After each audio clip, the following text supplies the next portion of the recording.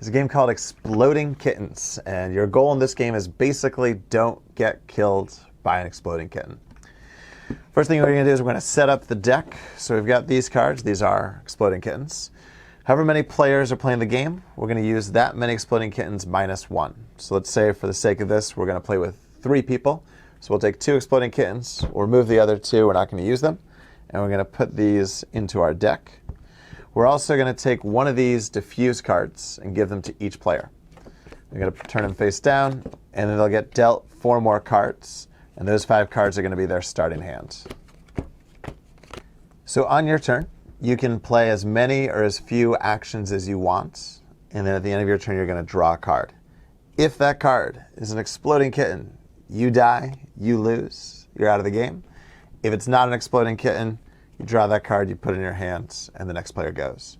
If you draw an exploding kitten, there's one thing you can do to save yourself, which is you can play a diffuse.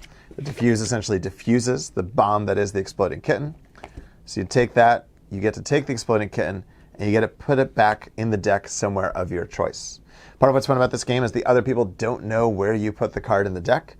So I could turn around, put the card somewhere, bring the deck back out, and now the next player doesn't know, did I put it at the top of the deck? So it's going to be the next card he draws. Or is it somewhere else in the deck, altogether entirely different? So the idea is it's sort of always a risk of, are you going to draw exploding kitten or not? If you don't have a diffuse, then you lose. You're out of the game. The goal is to be the last person left standing.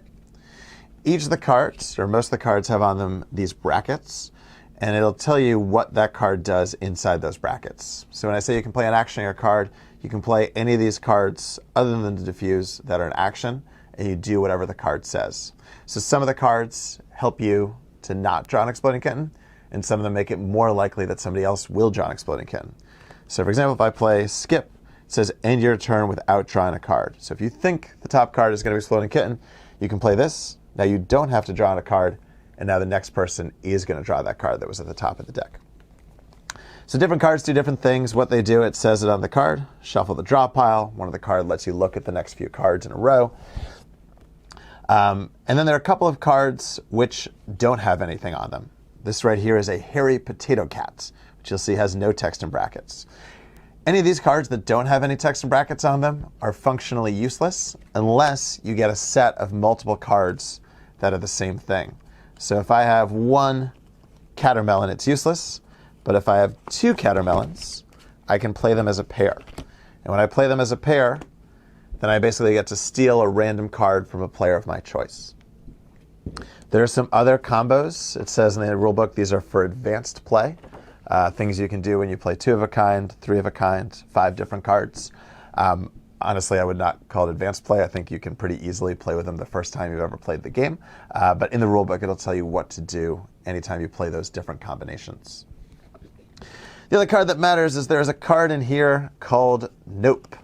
If somebody plays an action, I can play a Nope, and then that cancels out that action. So if they say, I'm going to play a skip, end my turn without drawing a card, I can play Nope, cancels out that card, and now they do still have to draw a card. Theoretically, they could Nope my Nope and turn it into a Yup. So if I played a Nope, they play a Nope, it cancels out my Nope, and now the skip is back in effect. So we could go back and forth playing Nopes on top of each other until one of us just runs out of Nopes or decides to stop playing them. You also could Nope if somebody does a pair. So if I do a pair of 2 catermelons, you could Nope that pair. Excuse me. You could Nope that pair, and now I don't get to steal a random card. The only cards you can't Nope are a diffuse or an exploding kitten. You can't cancel those out. At some point, somebody's going to draw an exploding kitten. They're not going to have a diffuse. They're out of the game. The exploding kitten that they drew is also removed from the game, and then the other players keep on playing. You're going to go until there's 1 person left standing, and that person is your winner. That's how you play exploding kittens.